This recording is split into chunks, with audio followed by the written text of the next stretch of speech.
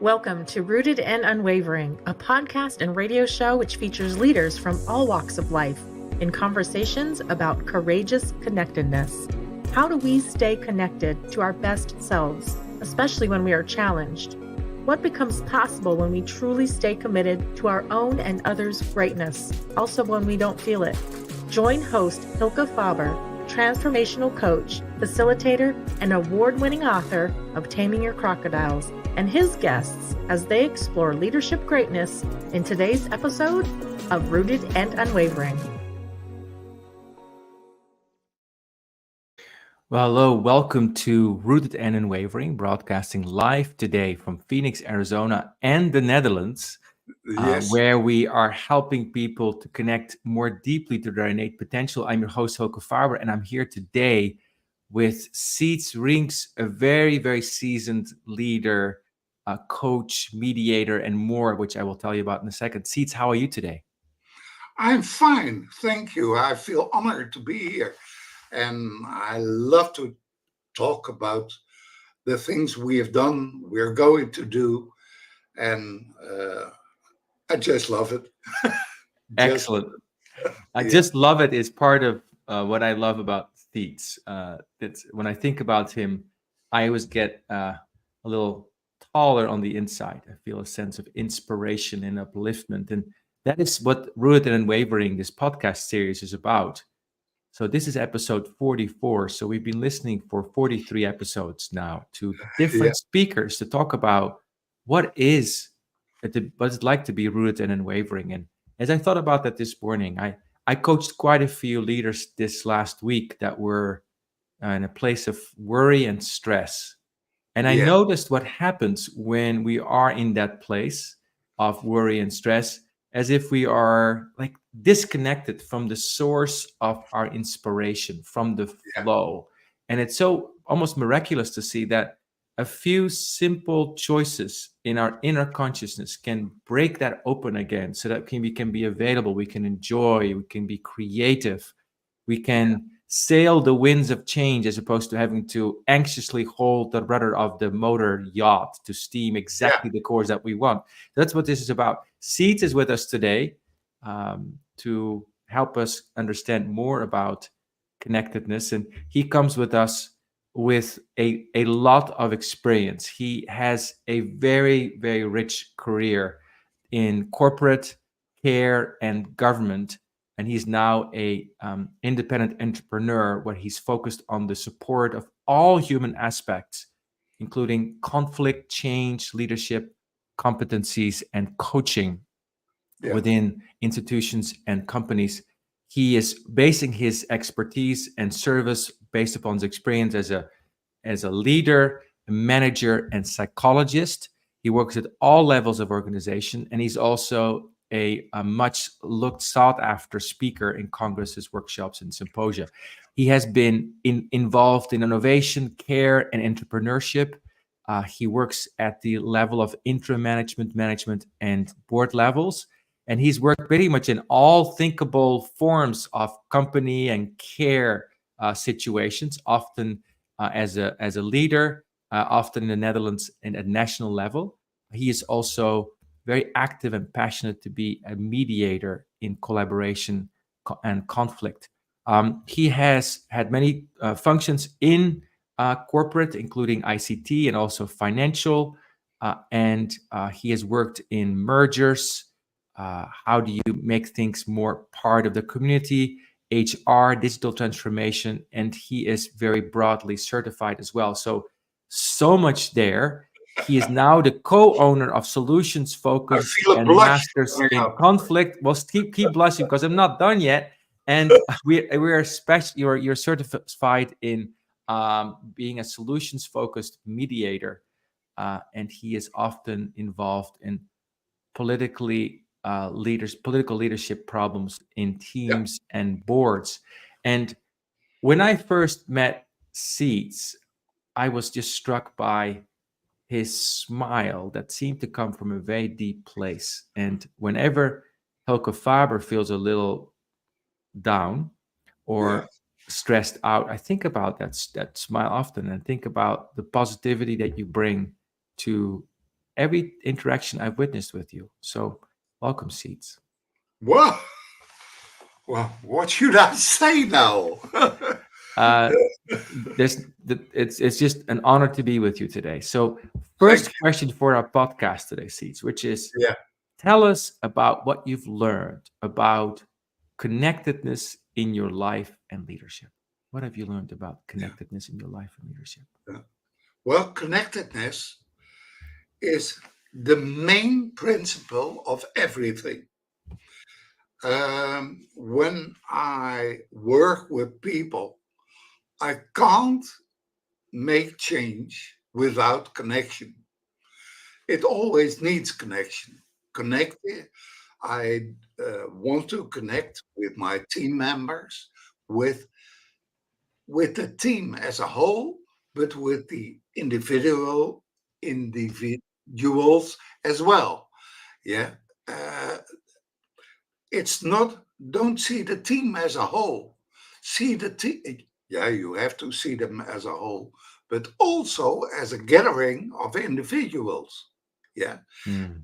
All have their own interest, their own purpose, their own goal for helping us as an organization to develop, to grow, and to come further than the point where we were.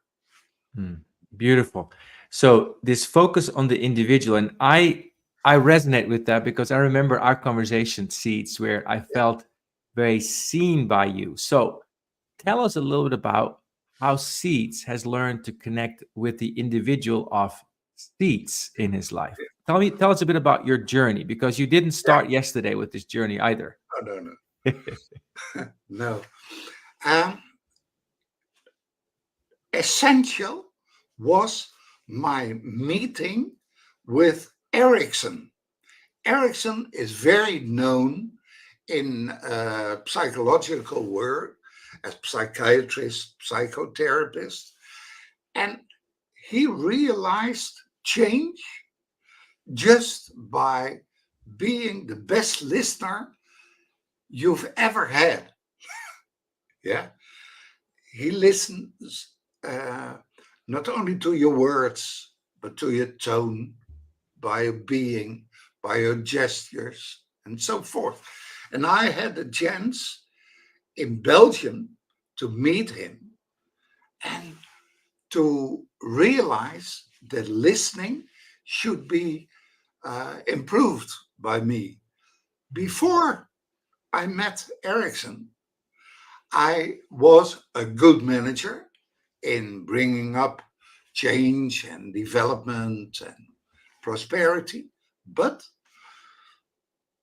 by the meeting of Erickson and in his stream, also Louis Kaufman, I realized I had to listen better. Listen to what you really want. What is your goal? What is your ego? And so forth. Not as a psychologist, not as a therapist, but as a manager. How can I help you? And how can you help the organization? Yeah, to come up, to come further. Yeah, and that's the main question. And when you feel what the real feeling is at the other side, you can seduce him, really seduce him, yeah, to step over a blue line or a red line and to come further. So profound. Listening deeply, like be the best listener that you could ever be or meet. Yeah. And that helps to open something. Yeah. It seems so paradoxical because it seems like I need to meet you with some framework or some answer or something. And what you're saying is, no. Listen. So, Sieds, I do want to know a little bit more about you. Yeah. So when you have listened to you in your life, yeah, what have you been discovering about Sieds? About me? Yes. Oh, first of all, I had to deal. No, I had to deal with two major things: ego and speed. Okay, great. Ego is I wanted to be honored, to be admired, to be, well, he can do things we can't do. Yes. Hmm. And some of them I did in the every organization I was. And I had speed as a tool. Uh, I was quicker. I did it quicker than other people. Yeah. But that did not mean that change was real. It Hmm. meant that production became better or my KPI became better. But that's not about purpose. That's not Hmm. about value. Hmm. It's, yeah. And I had to discover that, to go deep into myself, to be a better listener. Yeah. Hmm. Yes, Is yes, that yes. an answer? Beautiful. So you said a lot in that vignette right there about speed and ego, and the part of the ego in you that wanted to be admired. Now, Yeah. I think that's something that's very common for people. Yeah. How did you learn to be wanting to be admired, and how did you unlearn it? Oh, oh, how did I learn to be admired? To Must want to be be admired. well, yes, that must be something in my childhood. Mm. Uh, the relation with my father wasn't the best relation you could imagine. It was a bad relation as well. Although later I realized the real meaning he had. But at that time of the childhood, I'll, I had a bad he had a bad influence on me. So I became a champion in sports. Mm. I was national champion in swimming in a team. And so it was wonderful. It was wonderful. I was admired. I was in the papers. I was the best. And I was admired, but not by my father.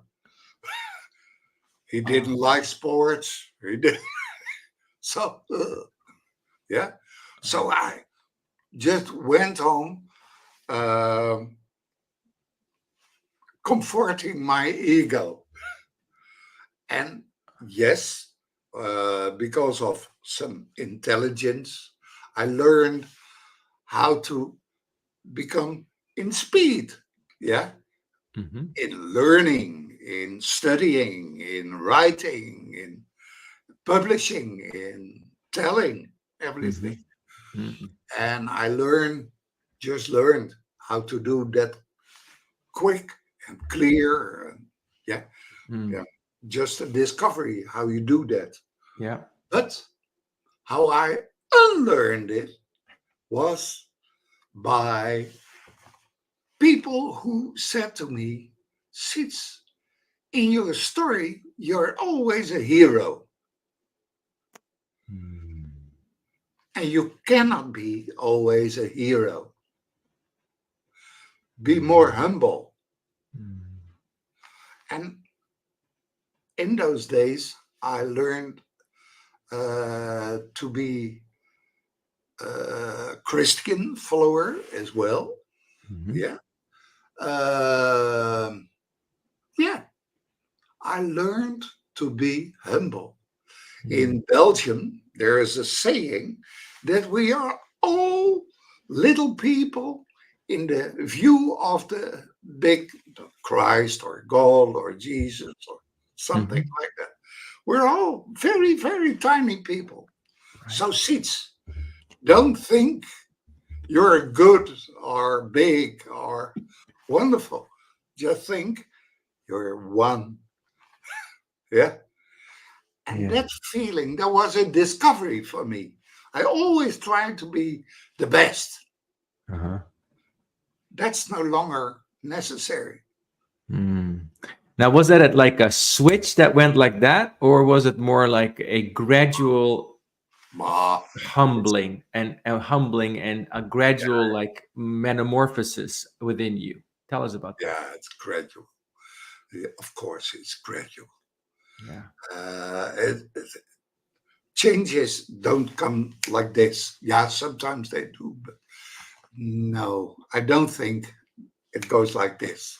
Mm. It's by experience, Mm. by the discovery that you can't change it all, that you can't do it all, that you can't work it all. No, you need your team, you need your environment. Yeah, Mm. Mhm. Become a humble part of your environment. yeah, you have Yeah. to be a humble part. Mm. So, yes, and at this time, I know I can inspire people and all that, but yes, I'm more humble. I, Mm. for instance, positive psychology, I learned how to listen to all the values of other people, of my team members. Mm. It's not only about the goal, it's also about the values and the qualities everybody has. Yeah. Mm. Yes. Yeah. Yeah. Yeah. Yeah. Yeah.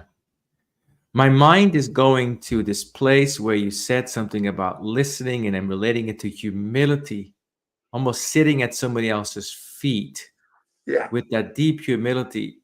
And then they cross this, you said, blue line Yeah. or something like that. So I would love for you to explore first, and you realize we're sort of focusing a bit on you.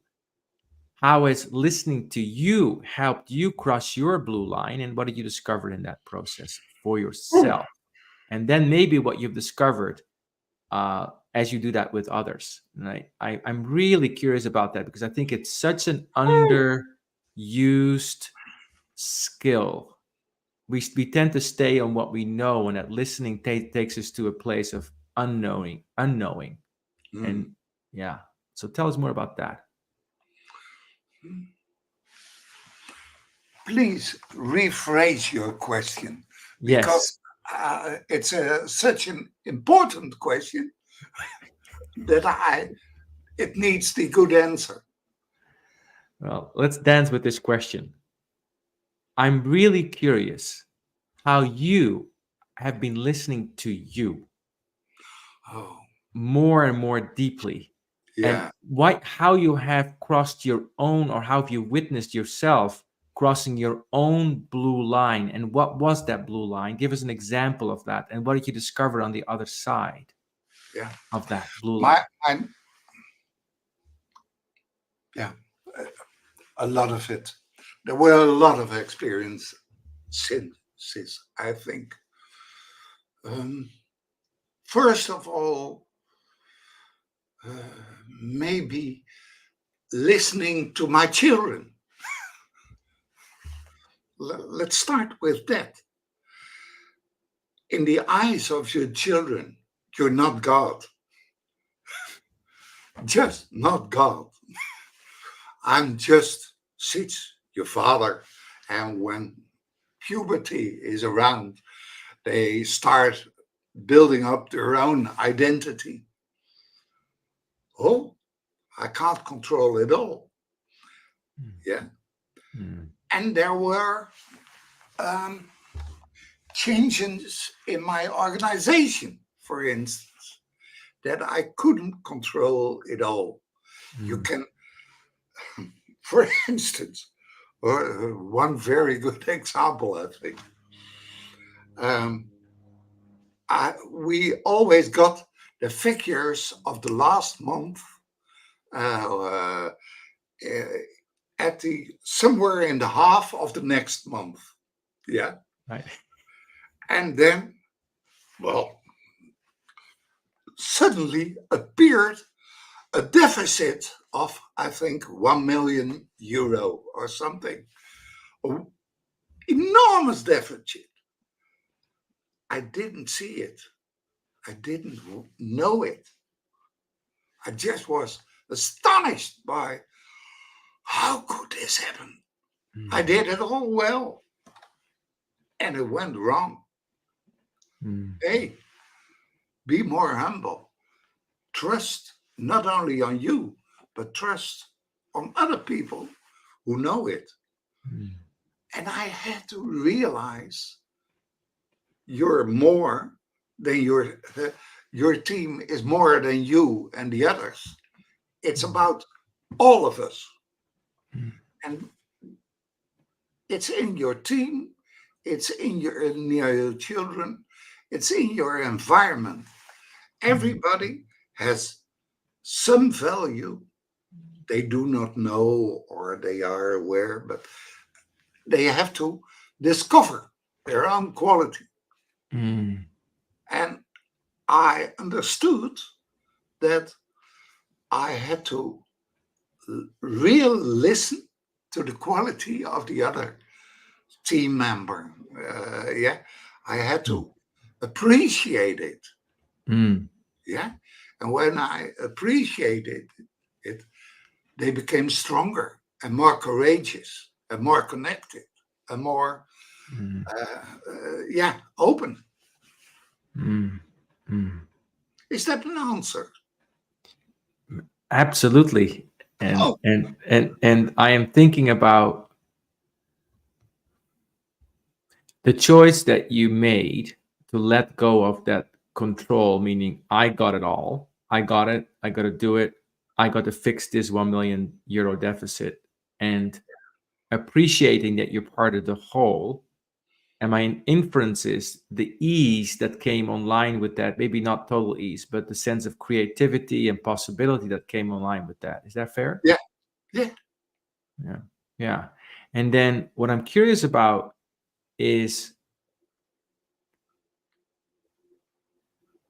that transition of letting go control, right? Which is for humans, I think for our humans in current state of evolution, such a quantum leap.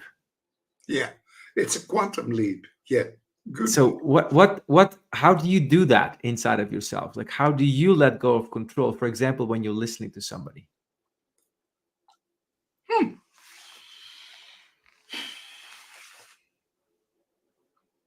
I'm looking for the real discovery. In the Netherlands, on a moment, we had a awful water breakdown. The dikes, the water was coming over the dikes. And that was in 1995. And I was in command to bring 1,000 patients, over the dikes to other areas in the Netherlands. And I was in command of that operation. And it needed to do that in 24 hours. With trucks, with people, with beds and everything. I was in command, but I needed everybody to help me. And after this operation, and I was honored for that operation.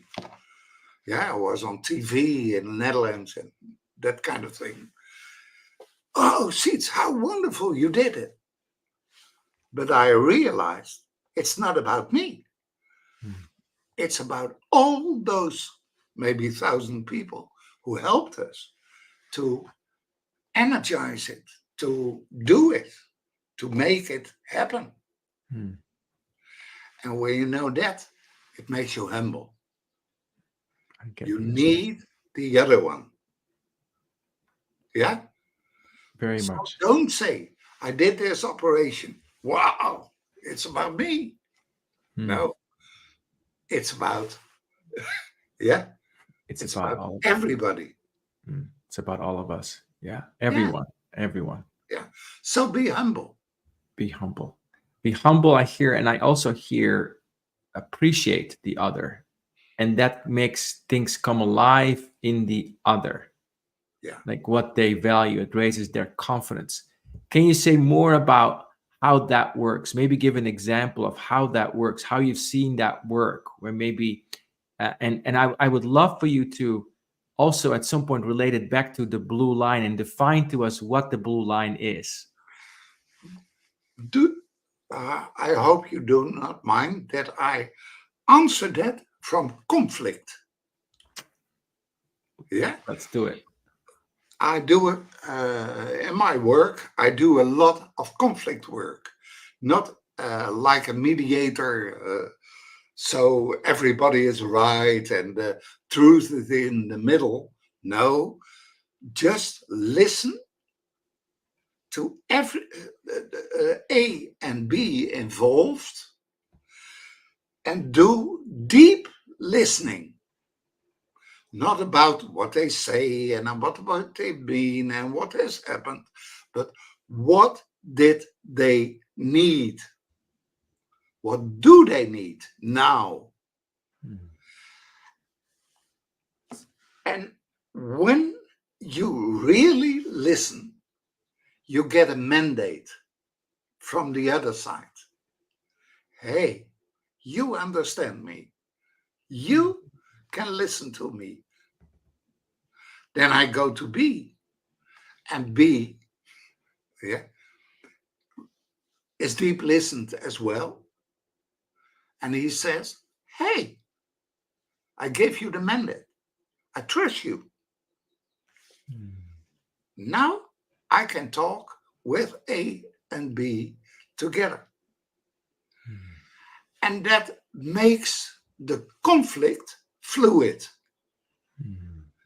But in conflict, yeah, the attitude is mostly hostile. A is hostile to B and B is hostile. And behind A and B are their team members, the board, the shareholders. And so they have an image. Well, fight. And they have to cross a blue line or a red line.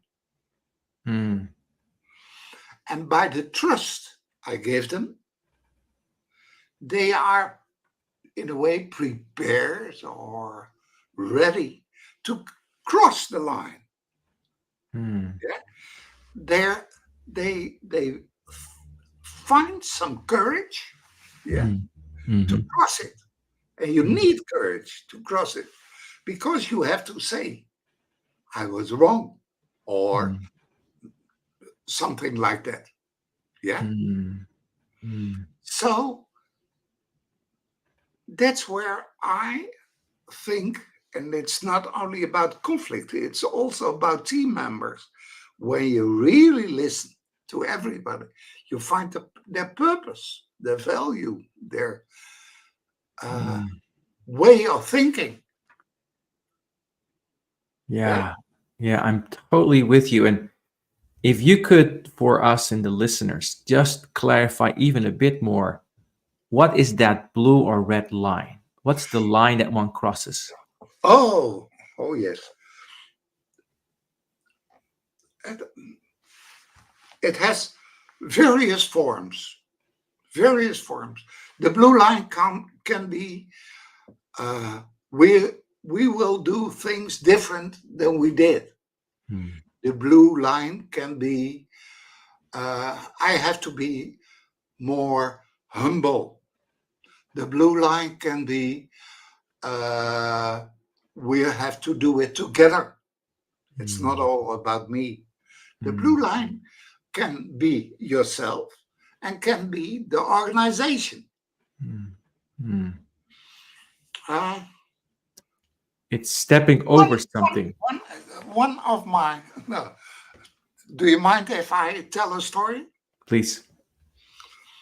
we had a wonderful, wonderful meeting of all the skyliners in the world, like KLM, China Airlines, Emirates. And they had a big problem because if you wanted to fly first with KLM and then with Emirates or Delta, but you wanted to go from Amsterdam to Paris to Beijing or something, you have to fly different airlines. But you wanted a booking in one point, like booking.com or flying.com, yeah, and just give me a flight from Amsterdam to Beijing. How could we make up this alignment, yeah, and one website where you have one thing? And I was chairman of a meeting of all those airlines at Schiphol, Amsterdam. And they had to cross all the blue lights, yeah, because they had a political environment, for example, or money environment, for example, or power environment. And we succeeded by really listening. Yeah, I did it with more people. Yeah. Mm-hmm. But by real listening, we learned, hey, that's your goal. Hey, that's your purpose. That's why you want to bring it further. Mm-hmm. And to gain commercial benefit as well. Yeah. By doing things together. Not doing things alone, but by doing things together. And you had to cross a blue line, the blue line of your background, your own country, the money, the power. And yes, we achieved this. And now there is a website all over the world where you just can say, I want to go from Amsterdam to Beijing. Right. With one click. Yeah. And I was part of that meeting. It was wonderful. So the way I'm hearing this about the blue line is you invite people by listening deeply to step over an identification or an attachment that they have. Yeah. And whatever that attachment might be, it might be a background, it might be financial, it might be political, it might be allegiance, it might be something, it might be knowing, it might, whatever it is. So we're going to take a short break, Sieds. After the break, I'm going to ask you, tell us about an experience where you crossed the blue line yourself. Like, what was something that you needed to let go of? And what happened? Because I think this is such a powerful idea that you're introducing to us. We're going to take a short break. I'm speaking with Sieds Rienks, amazing coach, global leadership expert, leader, and so many other things. And beyond, fantastic listener who inspires flow. This is Hylke Faber with Rooted and Unwavering. See you after the break. You are listening to Rooted and Unwavering, presented by Growth Leaders Network, the leadership, team, and culture development company. If you would like to learn more about working on connectedness for yourself, your team, or organization, please contact Growth Leaders Network on LinkedIn. And now, back to the show. Welcome back to Rooted and Unwavering. I'm speaking with Sieds Rienks. We have been talking about deep listening and the metamorphosis, that the alchemy that happens of crossing the blue line within a person to create flow, to create collaboration, togetherness. So tell us, Sieds, about an experience you've had where you personally were crossing the blue line, your blue line.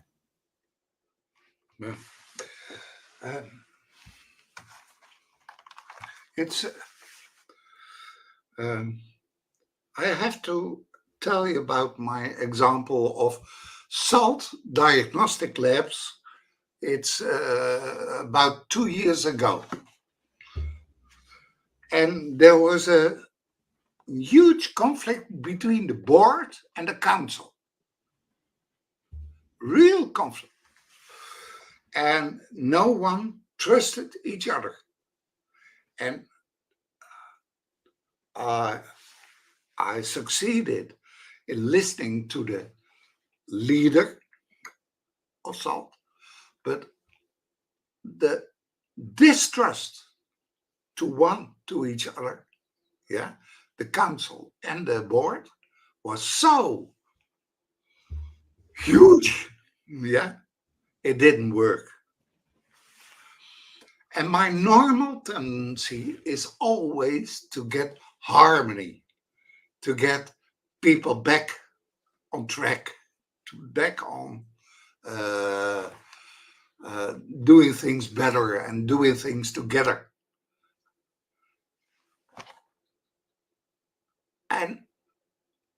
But I tried and I tried. I listened and I listened. Mm-hmm. And they all trusted me, but they didn't trust each other. Just not trust. And I had to cross the line, no longer go here in harmony, but just split it all. And I sent the council away. Just get rid of those people and make up another council. For me, that was huge. Because I did start and I did learn, did tell everybody, to come back together. Right. Trusted in peace at the end, but it didn't work. Right. And at that moment, I had to have an attitude of no longer this one. We're not going to the same purpose. We end it. And here I had to cross a blue line. It was against my orientation, my feeling, my thinking in terms of peace. Right. It just didn't work. And it needed, at that moment, it was needed to say, stop it. Go away. I do not, although they trusted me, but Yes. So I'm hearing in you that you stepped across an attachment to peace and what that would look like. Coming together. And I can so identify with that. From the Eastern wisdom, I was once taught that there's this sequence of working with energy. Something like pacifying, enriching, magnetizing, and destroying. And what I hear you said, do it here is you try to pacify, enrich, and magnetize, and sort of bring more perspective, more understanding, more togetherness, more trust. And at some point, it's just clear that this is, at this current time, not going to work. So it's time to destroy. Now, I would like to know from you, what happened after?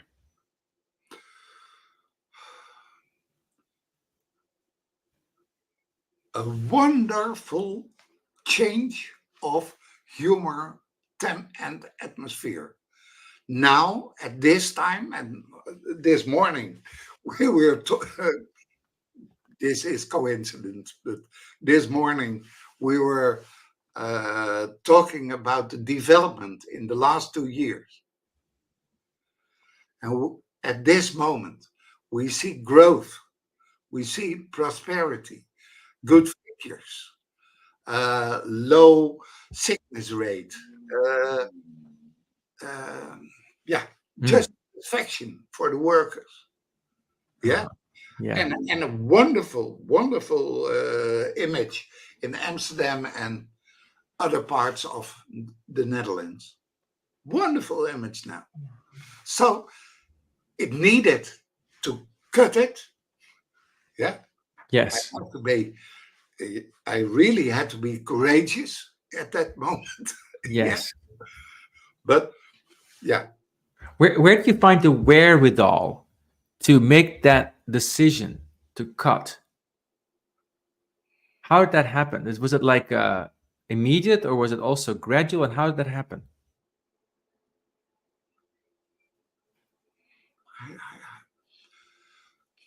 It was not immediate, not in a split second or something like that. But it was gradual. But when I feel in my stomach this is not good, we're not succeeding in what we aim for. Mm-hmm. It wouldn't work anymore. Right. And I had, it was gradual, but there was a point where I said, no, stop. And at that, there was a discovery. I needed to listen to my some lawyers because there was a lot of lawyer involved. Yeah. Yes. Yeah. Yeah. Yeah. Okay. So what I hear you do there, what I heard you do there, was to actually listen deeply to yourself, to the wisdom that came from your gut, and say, this might be the time for cut. Yeah. This might be the time for cut. And sometimes cut is pruning, like with the little bush. It creates new life.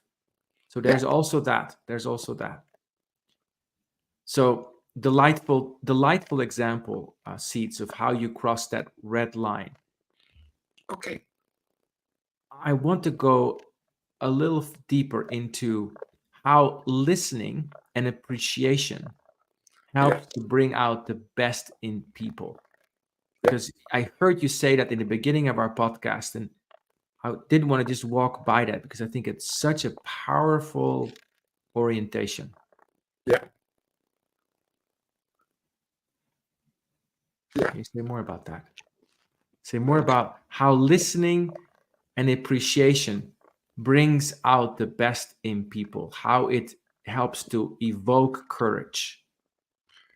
Did you know that Oprah Winfrey, we all know Oprah, she had about 30,000 guests in her show.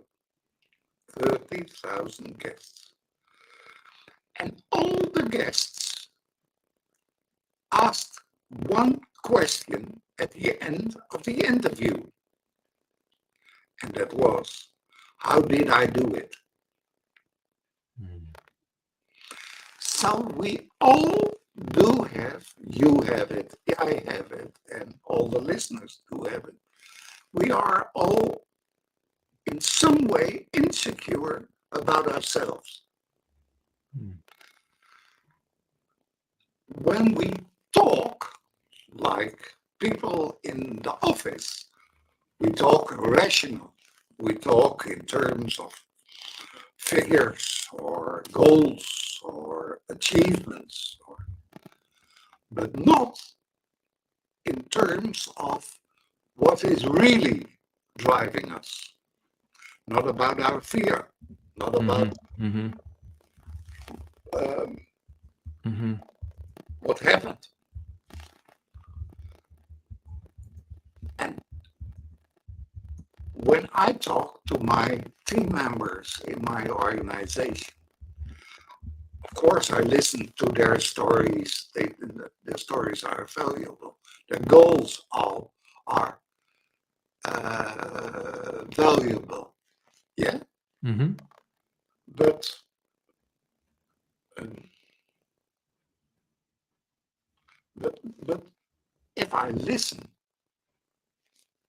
to them in nearly 10 minutes after we started, I crossed the line and thought, hey, what does it do for you? What does it mean for you? What does it say about your drive? What does it say about your anxiety? What will make it more comfortable? Yes. Yep. I hear what you're saying. It's like what makes it more comfortable. There's something about people just really feeling seen and heard. Feeling seen and Yes. heard.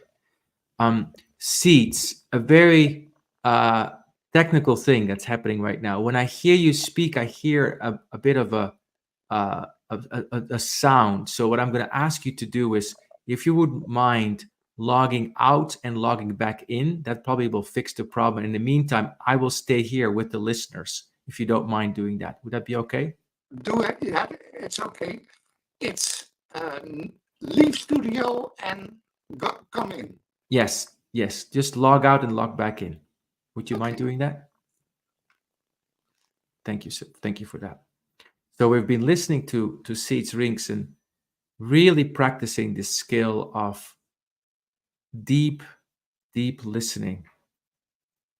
To me, that's such a beautiful solvent for our identity, which thinks that we as the hero in the story have to do it all by ourselves. And I think that is such a powerful lesson that Sieds was just talking to us about. That solvent for our egoic insecurity that is on both sides, both the listener and the speaker. Yeah. And by listening deeply, there is, things get resolved. Yeah. And interestingly, the noise also got resolved. So we listened to what happened and we listened to that. So it's funny how these things happen. When we listen, there's wisdom that's creative and spontaneous that comes online. Okay. So Sieds, tell us, you are not in the beginning of your career. No. Let's put it that way. So you've seen so much in your life already.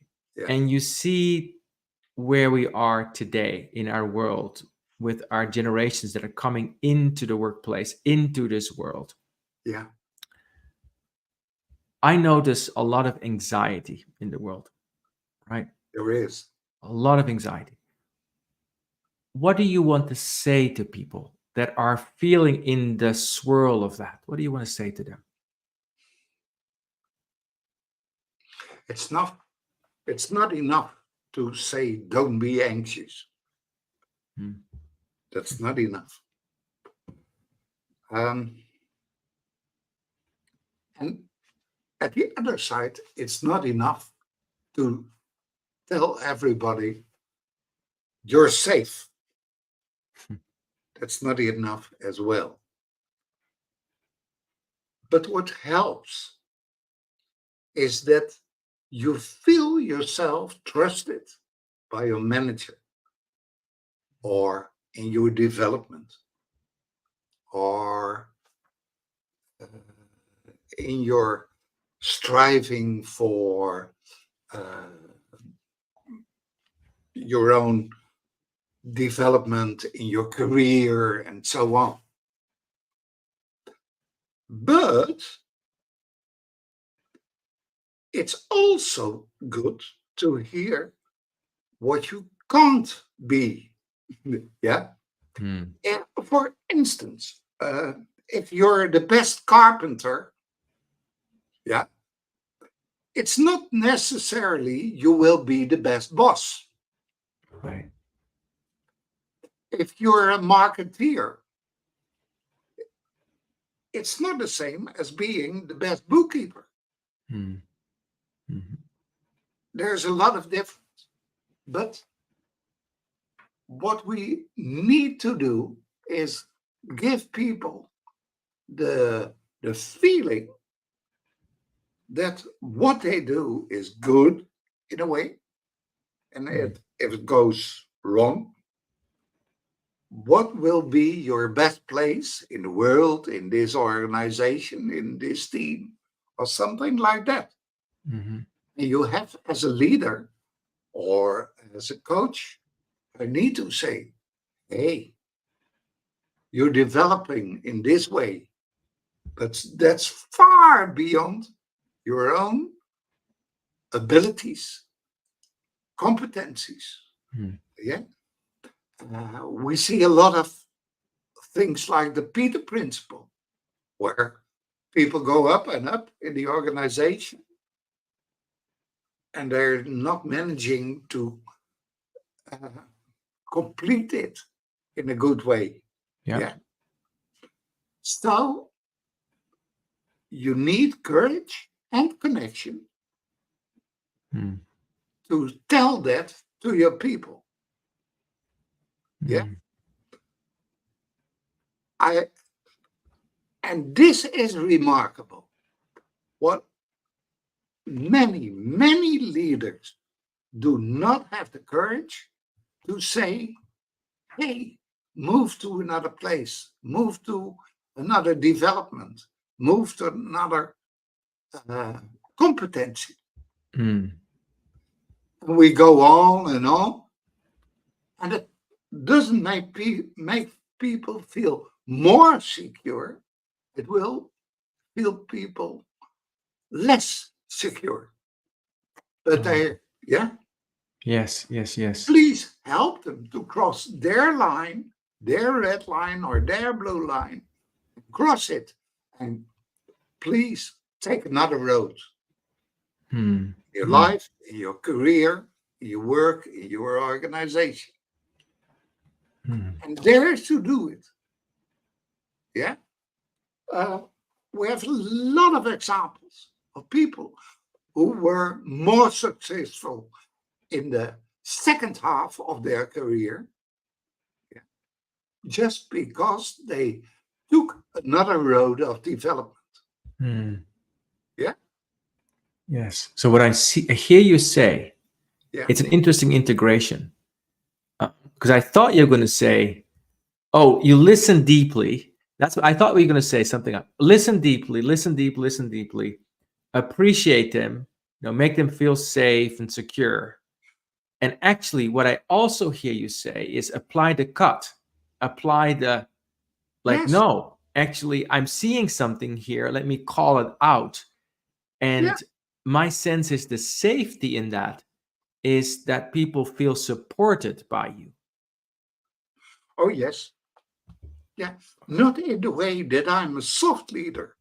Maybe I'm even a hard leader who can tell people very direct, this is what I see. Please, let's talk about it. Yeah. But, you can only do that in trust. And trust is built up by listening, appreciation, and that kind of stuff. Yeah. Yep. So you have to build up with your team members a trustworthy environment. Not only about KPIs, also about drives, competencies, development. We always say connect before context, before content.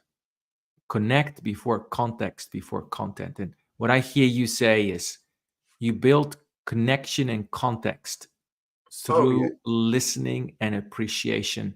And from that place, then you create a space in which is safe to almost like creatively flow together and say, hey, I see something here.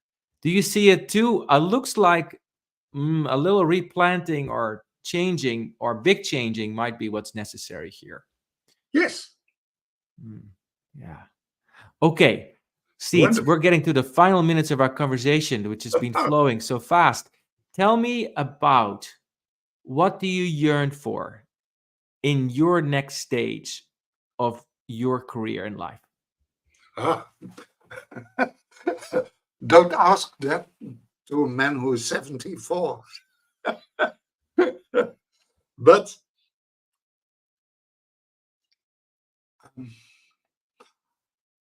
I do not quit my career because I just believe in good organizations, healthy organizations, good change. Yeah. And I, uh, I wanted to, no, I saw the line very correct by Kees Jan, and I'm disturbed in a way. What do I do?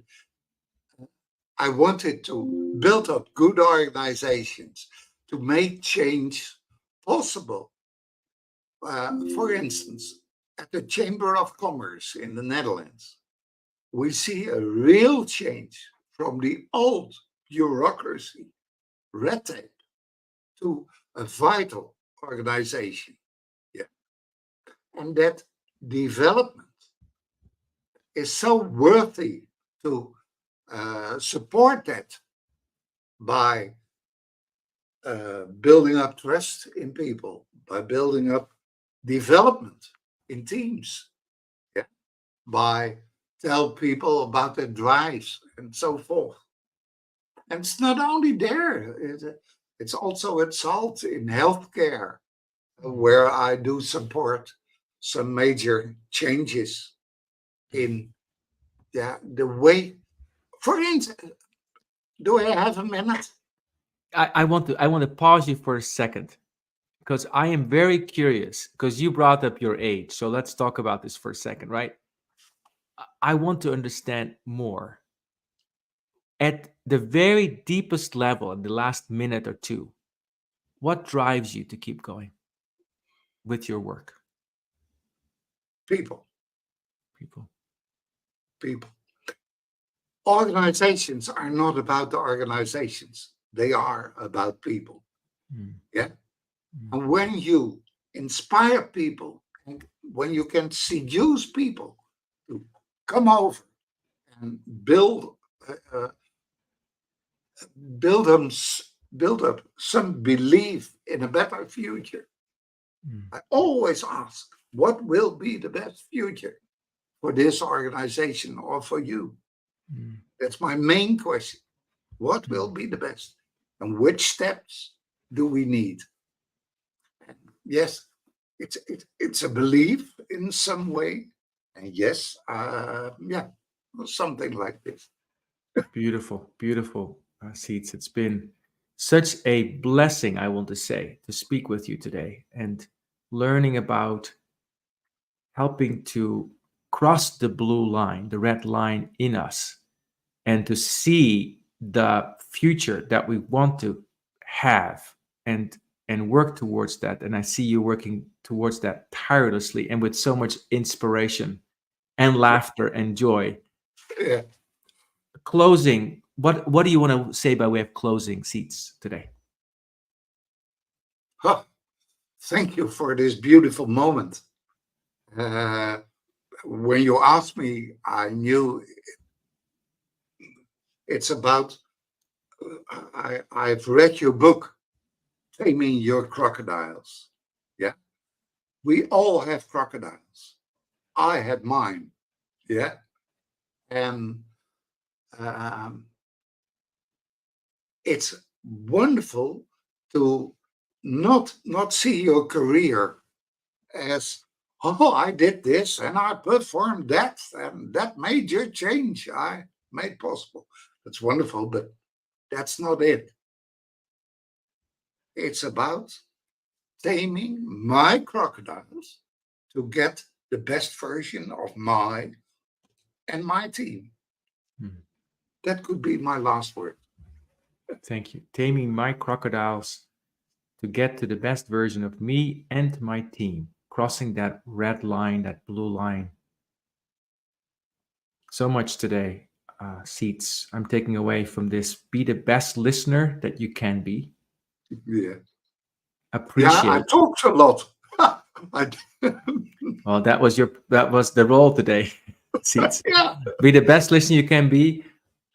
Dare to cross the red line and see what's on the other side. Yeah. Open yourself to that. Appreciate others. Build trust. And have this question in mind. What's the future that I want? And how can I move towards that? You've been listening to Rooted and Unwavering. This was episode 44. We'll be here again in a couple of weeks at episode 45 with Christine Linde, who is a senior leader in the healthcare space. We explore this connection topic more. And until then, you can subscribe to this podcast if you like, Spotify, Apple, everywhere else. And until then, I invite us to think about what would it be like if I was just nudging up my listening quotient a little bit today. What would it be like? I'm looking forward to that exploration myself. Thank you for listening today. And you've been listening to Rooted and Unwavering, where we connect leaders more deeply to their innate potential. I'm your host, Hylke Faber. See you next time.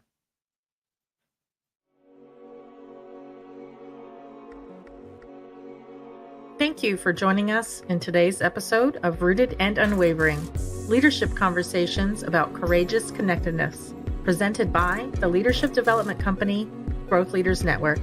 To learn more, subscribe to this podcast, connect with Growth Leaders Network and Hylke Faber on LinkedIn, or read Hylke's award-winning book, Taming Your Crocodiles. Now take a moment and appreciate something that is great about you.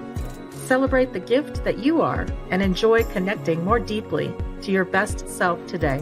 See you next time on Rooted and Unwavering.